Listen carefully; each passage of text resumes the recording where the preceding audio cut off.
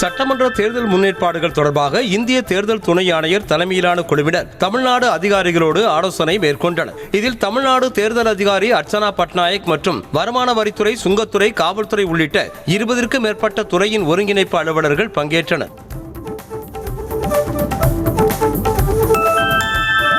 தமிழ்நாட்டுக்கு வஞ்சனை செய்வதை மட்டுமே எண்ணமாக கொண்டு மத்திய பாஜக அரசு செயல்படுவதாக சாடிய முதலமைச்சர் மு.க.ஸ்டாலின், பட்ஜெட்டில் 0 கொடுத்தால் கை கட்டி வேடிக்கை பார்ப்போம் என்று நினைத்தார்களா என ஆவேசமாக கேள்வி எழுப்பியிருக்கிறார். அதோடு தமிழ்நாட்டுக்கான நிதியை தர மறுத்து அநீதி இழைக்கும் என்டிஏ கூட்டணிக்கு தேர்தலில் 0வை திருப்பி அளிப்போம் என்றும் எக்ஸ் பக்கத்தில் பதிவிட்டிருக்கிறார்.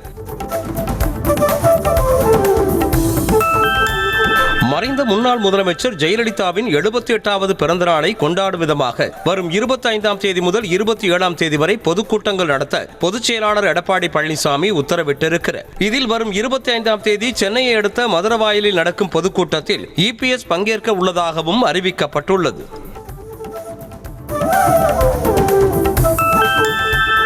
என்டிஏ கூட்டணியில் தொகுதி பங்கீடு குறித்த பேச்சுவார்த்தை 1 மாதத்தில் தொடங்கும் என நயினார் நாகேந்திரன் தெரிவித்திருக்கிறார். தேர்தல் வியூகம் அமைக்க 2 மாதங்கள் தேவையில்லை என்ற அவர் 2 மணி நேரமே போதுமானது என்று கூறினார். பாஜக கூட்டணிக்கு விஜய் வர வேண்டும் என தமிழிசை கூறியதில் எந்த தவறும் இல்லை என்றும் அவர் விளக்கமளித்தார்.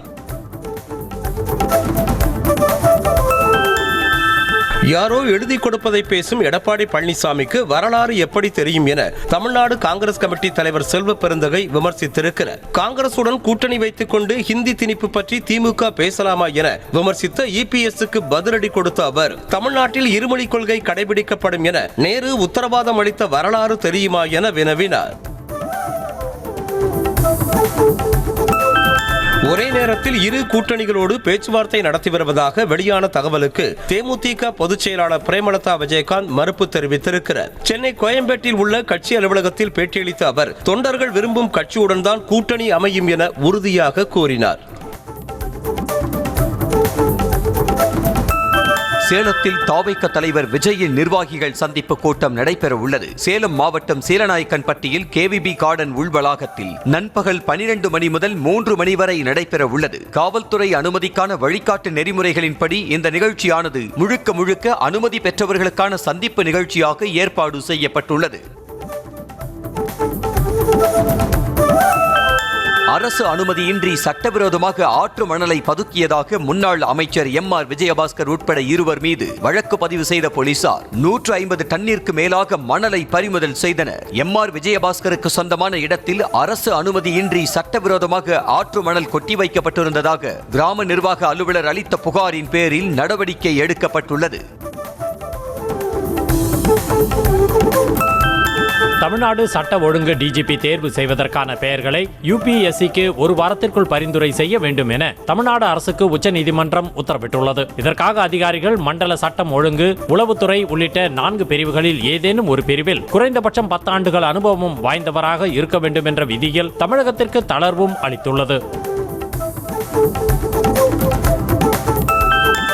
சென்னை மெட்ரோ ரயில் விரிவாக்க பணிகளில் பூந்தமல்லி முதல் வடபழனி வரையிலான வழித்தடத்தில் மெட்ரோ அதிகாரிகள் 2வது நாளாக ஆய்வு செய்தனர். 3 நாட்களுக்கு நடைபெறும் இந்த ஆய்வில் முதல் நாளில் ஐயப்பன் தாங்கல் வரை ஆய்வு நடந்திருப்பதாக சென்னை மெட்ரோ நிர்வாகம் தெரிவித்துள்ளது. 100 நாள் வேலை திட்டத்தில் மகாத்மா காந்தி பெயரை நீக்கிய பாஜக அரசை கண்டித்து நாளை ஆளுநர் மாளிகையை முற்றுகையிட்டு போராட்டம் நடைபெறும் என தமிழ்நாடு காங்கிரஸ் கமிட்டி தலைவர் செல்வ பெருந்தகை தெரிவித்தார். அவர் வெளியிட்ட அறிக்கையில் பாஜக அரசு 100 நாள் வேலை திட்டத்திற்கு உரிய நிதி ஒதுக்காமல் முடக்குவதாக குற்றம் சாட்டினார்.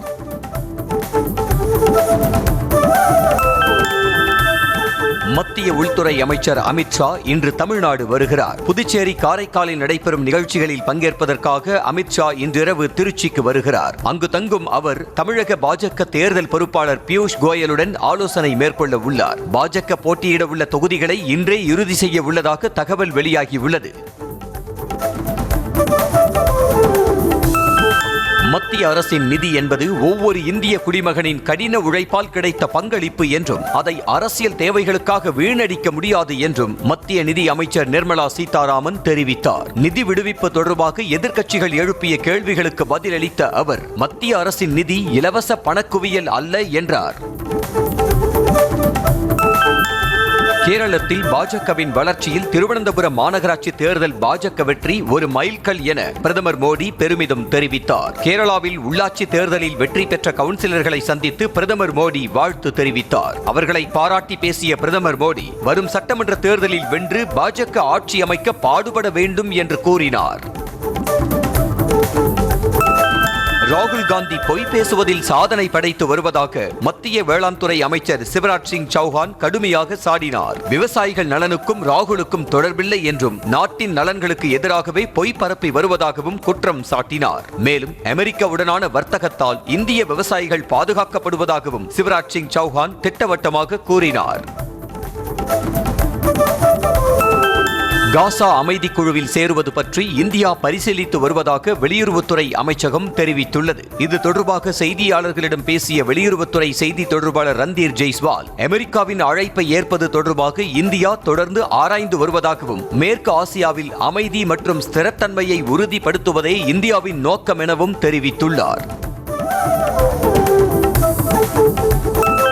காங்கிரஸில் ஓரங்கட்டப்பட்டதாக குமுறி வந்த சசி தரூருக்கு புதிய பொறுப்பு வழங்கப்பட்டுள்ளது. ராகுல் காந்தியும் மல்லிகார்ஜுன கார்கேவும் அதிருப்தியில் இருந்த சசி தரூரை அழைத்து பேச்சுவார்த்தை நடத்தினர். இந்நிலையில் சட்டப்பேரவை தேர்தலை எதிர்கொள்ள உள்ள கேரளத்தில் காங்கிரஸ் கட்சியின் பிரச்சாரம் மற்றும் தேர்தல் அறிக்கை குழுவின் இணைத் தலைவராக சசி தரூர் அறிவிக்கப்பட்டுள்ளார்.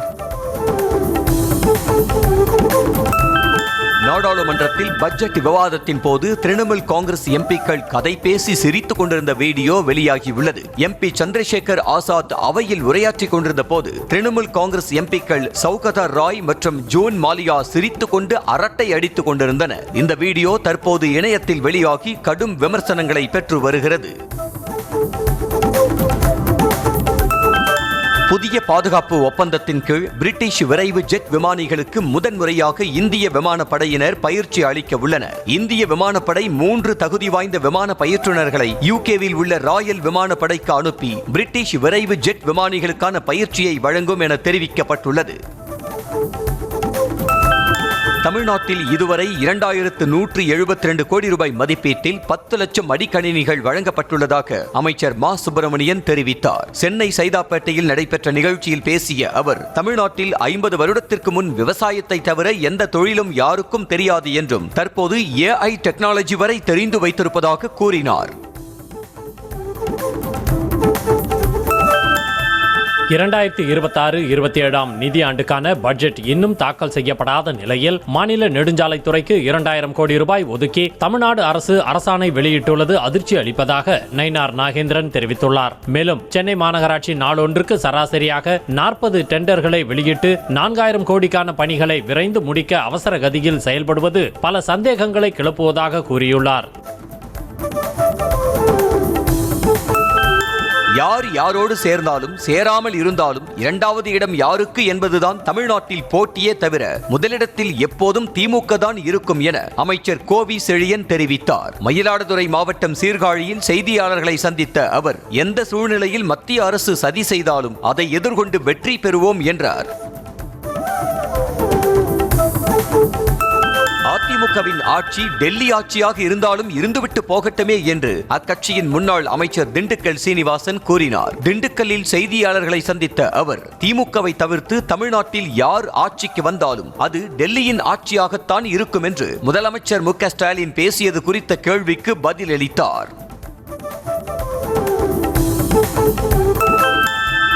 கவுண்டமணி காமெடி போல எல்லாம் மேல இருக்கிறவ பாத்துக்குவான் என எடப்பாடி பழனிசாமி நினைத்துக் கொண்டிருப்பதாக திமுக அமைப்பு செயலாளர் RS பாரதி விமர்சித்தார். சென்னை செங்குன்றத்தில் நடைபெற்ற போராட்டத்தின் போது பேசிய அவர் திமுக இருக்கும் வரை மேலே மத்திய அரசாலும் ஒன்றும் செய்ய முடியாது, அதற்கு மேலே இருக்கும் ஆண்டவனாலும் ஒன்றும் செய்ய முடியாது என்றார்.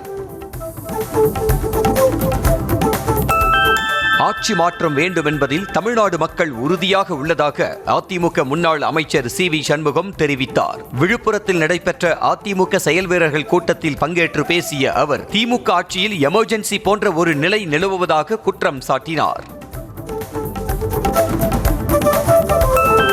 தமிழ்நாடு மற்றும் புதுச்சேரி பார் கவுன்சில் தேர்தலில் பாமக நிறுவனர் ராமதாஸ் தரப்பு வேட்பாளராக வழக்கறிஞர் தமிழ்ராஜ் போட்டியிடுவார் என அறிவிக்கப்பட்டுள்ளது. தைலாபுரம் தோட்டத்தில் மருத்துவர் ராமதாஸ் தலைமையில் நடைபெற்ற சமூக நீதி பேரவை ஆலோசனை கூட்டத்தில் தமிழ்ராஜ் தேர்வு செய்யப்பட்டார்.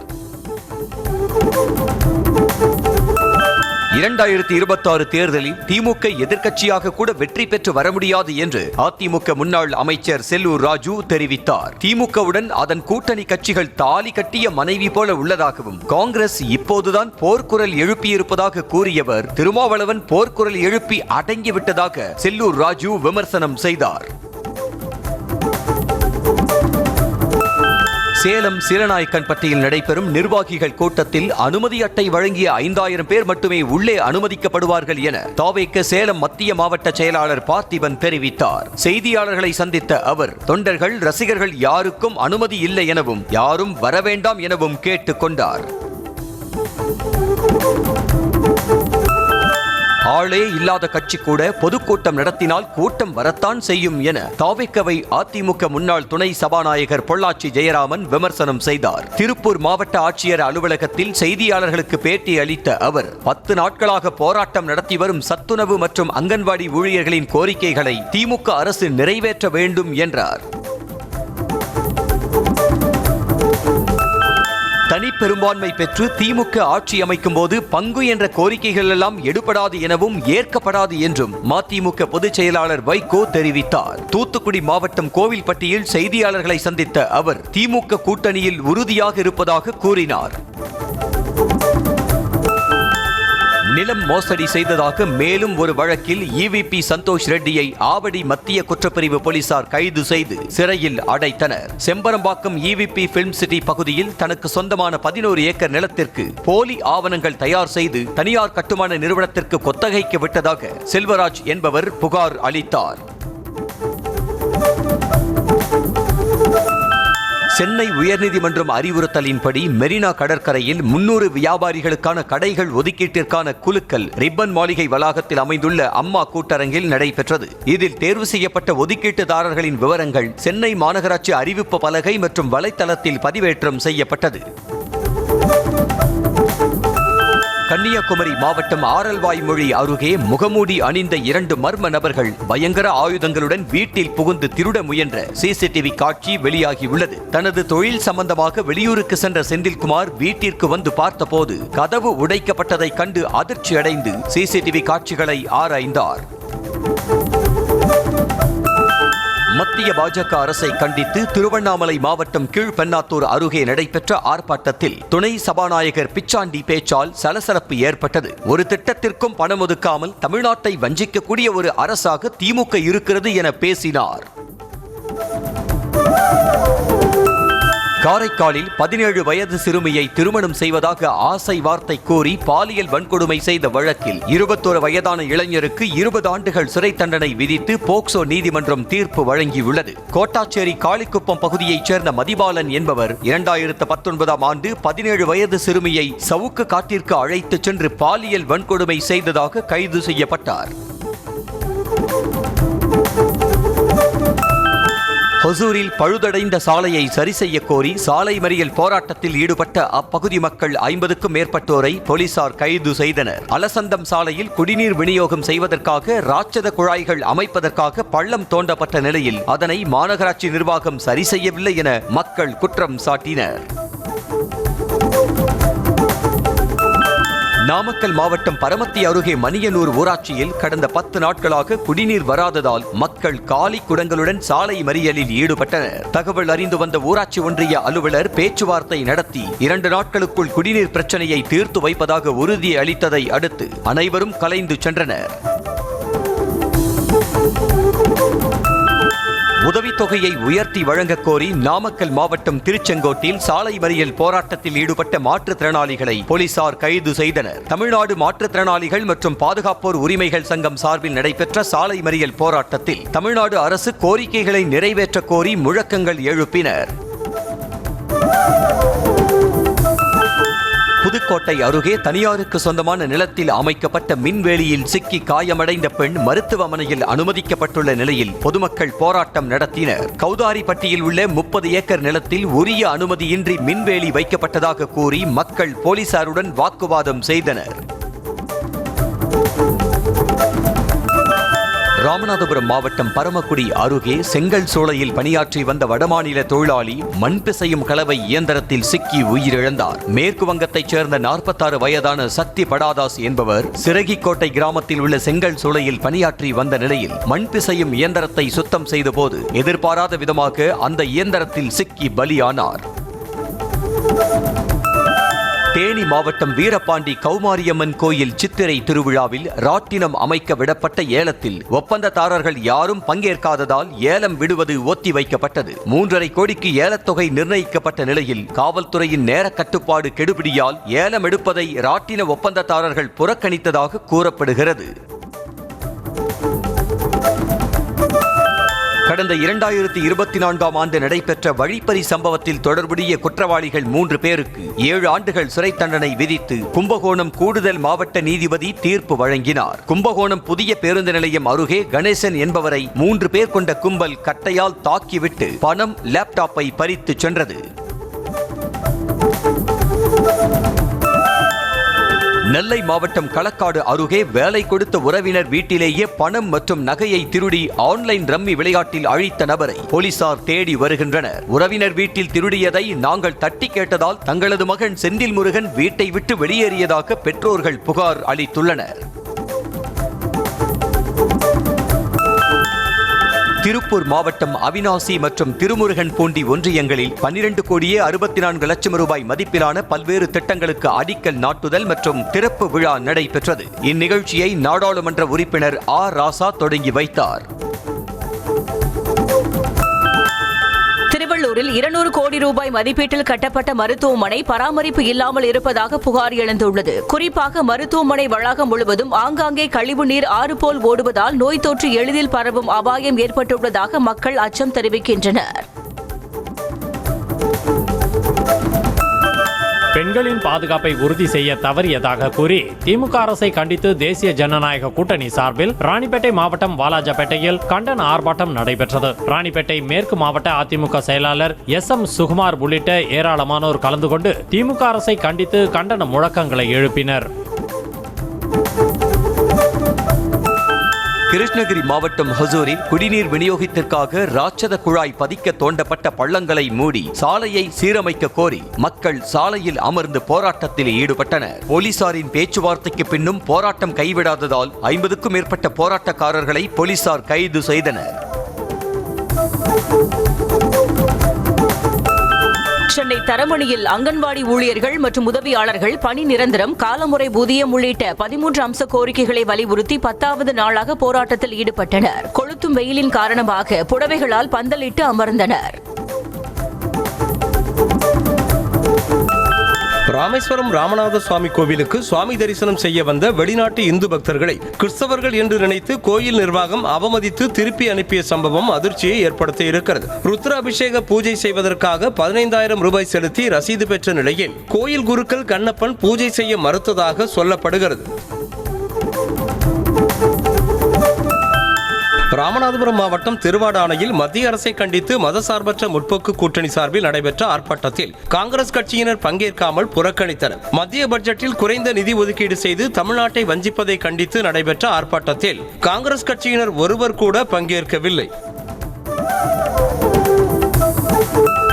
சென்னை போரூரில் உள்ள தனியார் மருத்துவமனையில் கால்பந்து போட்டியின் போது காயம்படும் வீரர்களுக்கு அதிநவீன சிறப்பு சிகிச்சை அளிப்பது குறித்து மருத்துவர்களுக்கு பயிற்சி அளிக்கப்பட்டது. ராமச்சந்திரா மருத்துவமனையில் நடைபெற்ற பயிற்சி முகாமில் இந்தியா, மலேசியா உள்ளிட்ட 50 நாடுகளைச் சேர்ந்த விளையாட்டுத்துறை மருத்துவர்கள் மற்றும் இயன்முறை மருத்துவர்களும் பங்கேற்றனர். கேரள மாநிலம் பாலக்காடு மாவட்டத்தில் சாலையில் சென்று கொண்டிருந்த யானைக்கு திடீரென மதம் பிடித்ததால் மக்கள் அச்சமடைந்தனர். சிறிது நேர முயற்சிக்கு பின்னர் யானை பாகன்கள் இருவரும் யானையை கட்டுப்பாட்டிற்குள் கொண்டு வந்தனர். இலங்கையின் யாழ்ப்பாணம் அருகே ஊர்காவல் படை காவலரின் துப்பாக்கிச் சூட்டில் 17 வயது சிறுவன் உயிரிழந்த சம்பவத்திற்கு நீதி கேட்டு அவரது இறுதி ஊர்வலத்தில் பங்கேற்ற உறவினர்கள் பதாகைகளை ஏந்தி சென்றனர். அல்லைப்பிட்டி பகுதியில் பாதுகாப்பு பணியில் இருந்த போலீசார் துப்பாக்கிச் சூடு நடத்தியதில் சிந்தங்கேணியைச் சேர்ந்த சிறுவன் குண்டடிப்பட்டு உயிரிழந்தார். வங்கதேசத்தில் நடந்த பொது தேர்தலில் மறைந்த முன்னாள் பிரதமர் கலிதா ஜியாவின் மகன் தாரிக் ரஹ்மான் தலைமையிலான வங்கதேச தேசியவாத கட்சி பெரும்பாலான இடங்களில் முன்னணியில் உள்ளது. இதன் மூலம் அக்கட்சி ஆட்சி அதிகாரத்தை கைப்பற்றுவது உறுதியாகி உள்ளது. மொத்தமுள்ள 300 இடங்களில் 175க்கும் மேற்பட்ட இடங்களை கைப்பற்றி பிஎன்பி அசத்தியிருக்கிறது. இந்தியாவுடன் மேற்கொள்ளப்பட்டுள்ள வர்த்தக ஒப்பந்தம் வரலாற்று சிறப்புமிக்கது என அமெரிக்க அதிபர் டொனால்ட் ட்ரம்ப் தெரிவித்துள்ளார். வாஷிங்டனில் சாம்பியன் ஆஃப் கோல் என்ற நிகழ்ச்சியில் பேசிய அவர், இரு நாடுகளுக்கிடையேயான பொருளாதார உறவுகளை புதிய உச்சத்திற்கு கொண்டு செல்லும் முக்கிய மைல்கல்லாக இந்த ஒப்பந்தம் அமையும் என்று கூறினார். வடகொரிய அதிபர் கிம் ஜாங் உன்னின் மகள் கிம் ஜூ ஏ அந்நாட்டின் அடுத்த அரசியல் வாரிசாக விரைவில் அதிகாரப்பூர்வமாக அறிவிக்கப்பட வாய்ப்புள்ளதாக தென்கொரிய உளவு அமைப்பான NIS தெரிவித்திருக்கிறது. இம்மாத இறுதியில் நடைபெறவுள்ள தொழிலாளர் மாநாட்டில் கிம் ஜூ ஏவுக்கு கட்சியின் முக்கிய பொறுப்புகள் வழங்கப்படலாம் என்று எதிர்பார்க்கப்படுகிறது. அமெரிக்காவில் நடைபெறவுள்ள காசா அமைதி குழுவின் முதல் ஆலோசனை கூட்டத்தில் பாகிஸ்தான் பிரதமர் ஷபாஸ் ஷெரீப் கலந்து கொள்ள உள்ளதாக அறிவிக்கப்பட்டுள்ளது. பாலஸ்தீன மக்களின் உரிமையை நிலைநாட்டவும் அமைதியான சூழலை உருவாக்கவும் பாகிஸ்தான் குரல் கொடுக்கும் என தெரிவிக்கப்பட்டுள்ளது. சீனாவின் ஸ்மார்ட் டிராகன் 3 ராக்கெட் கடலில் இருந்து விண்ணிற்கு 7 செயற்கைக்கோள்களோடு வெற்றிகரமாக பாய்ந்தது. பாகிஸ்தானின் PRSC EO2 ரிமோட் சென்சிங் செயற்கைக்கோள், ஹாங்காங்கின் AI தொழில்நுட்ப பூமி கண்காணிப்பு செயற்கைக்கோள் உள்ளிட்டவற்றோடு ராக்கெட் திட்டமிடப்பட்ட சுற்றுப்பாதையில் செலுத்தப்பட்டது. அடுத்த 12 முதல் 18 மாதங்களுக்குள் மேலாளர், கணக்காளர் உட்பட அலுவலகங்களில் பணிபுரியும் ஊழியர்களின் பெரும்பாலான வேலைகளை AI முழுமையாக செய்து முடிக்கும் என Microsoft AI CEO Mustafa Suleyman கருத்து தெரிவித்துள்ளார். இது வேலை சந்தையில் பெரிய புரட்சியை ஏற்படுத்தும் என்றும் அவர் கணித்துள்ளார்.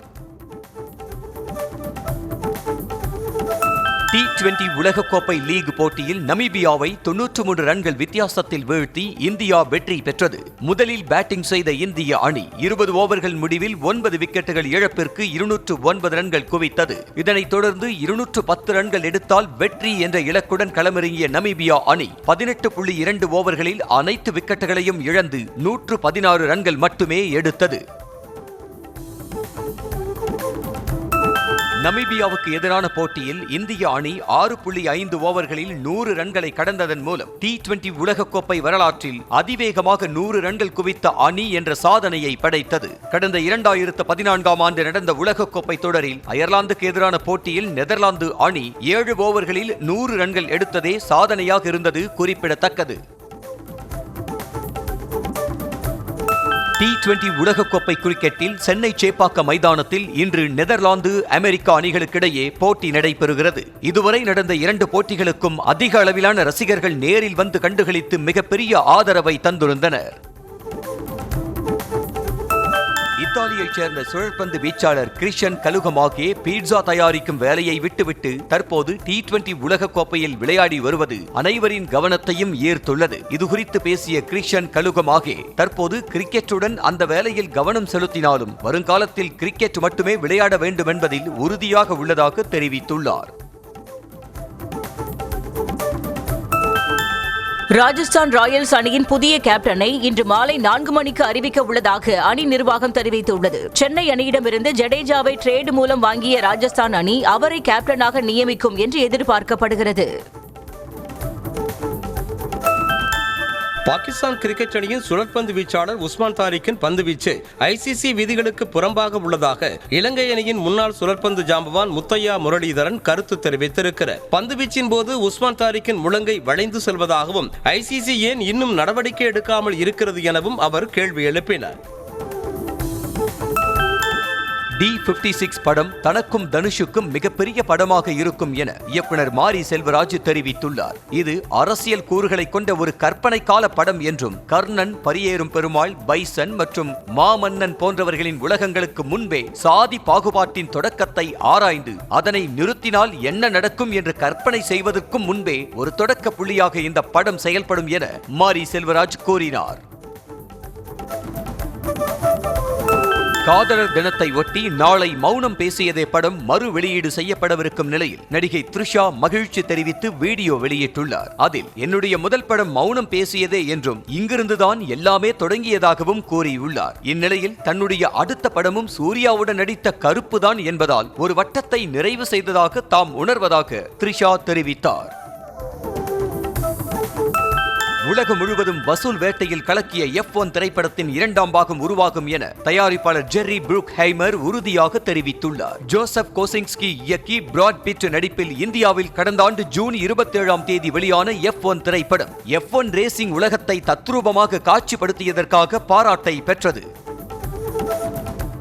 குக் வித் கோமாளி பிரபலம் புகழ் நடிப்பில் உருவாகியுள்ள 4 இடியட்ஸ் திரைப்படத்தின் ஆடியோ மற்றும் ட்ரெய்லர் வெளியீட்டு விழா சென்னையில் நடைபெற்றது. அறிமுக இயக்குனர் சஜோ சுந்தர் இயக்கியுள்ள இந்த படத்தில் பிரக்யா நாயன், ரவி மரியா, கும்கி அஸ்வின் உள்ளிட்டோர் நடித்திருக்கும் நிலையில் சுபாஷ் முனிரத்தினம் இசையமைத்துள்ளார். திண்டுக்கல் மாவட்டம் கொடைக்கானல் அருகே முருகன் கோயிலில் குழந்தை வேலப்பர் வள்ளி தெய்வானையுடன் கூடிய தேரோட்டம் நிகழ்ச்சி வெகு விமரிசையாக நடைபெற்றது. தேரில் குழந்தை வேலப்பர் வள்ளி தெய்வானையுடன் எழுந்தருளி 4 ரத வீதிகளில் ஊர்வலமாக சென்று பக்தர்களுக்கு காட்சி அளித்தார். இதில் திரளான பக்தர்கள் பங்கேற்று சுவாமி தரிசனம் செய்தனர். கள்ளக்குறிச்சி மாவட்டம் உளுந்தூர்பேட்டையில் அங்காளம்மன் கோயிலில் மயான கொள்ளை திருவிழா விமரிசையாக நடைபெற்றது. இந்த விழாவில் வான வேடிக்கைகளுடன் மேளம் தாளம் முழங்க அலங்கரிக்கப்பட்ட முத்து பல்லக்கில் லட்சுமி வேடத்தில் எழுந்தருளிய அங்காளம்மன் சுவாமி முக்கிய வீதிகளில் ஊர்வலமாக சென்று பக்தர்களுக்கு காட்சி அளித்தார். மயிலாடுதுறை மாயூரநாதர் கோயிலில் சிவராத்திரி விழாவை ஒட்டி 20ஆம் ஆண்டு மயூர நாட்டியாஞ்சலி விழா விமரிசையாக தொடங்கியது. இந்த தொடக்க நாள் நிகழ்வில் பத்மஸ்ரீ லீலா சாம்சனிடம் பரதக்கலை பயின்ற சீனா நாட்டைச் சேர்ந்த ஈஷா என்ற பெண் நடத்தும் சங்கீதம் இந்தியா ஆர்ட்ஸ் குழுவினரின் பரதநாட்டியம் நடைபெற்றது. மகிந்திரா நிறுவனம் யுடோ எனும் மின்சார ஆட்டோவை அறிமுகம் செய்திருக்கிறது. ஒருமுறை சார்ஜ் செய்தால் 200 கிலோமீட்டர் தூரம் வரை பயணம் செய்யும் வகையில் உருவாக்கப்பட்டுள்ள இந்த ஆட்டோவின் விலை 3,59,000 ரூபாய் என நிர்ணயம் செய்யப்பட்டிருக்கிறது.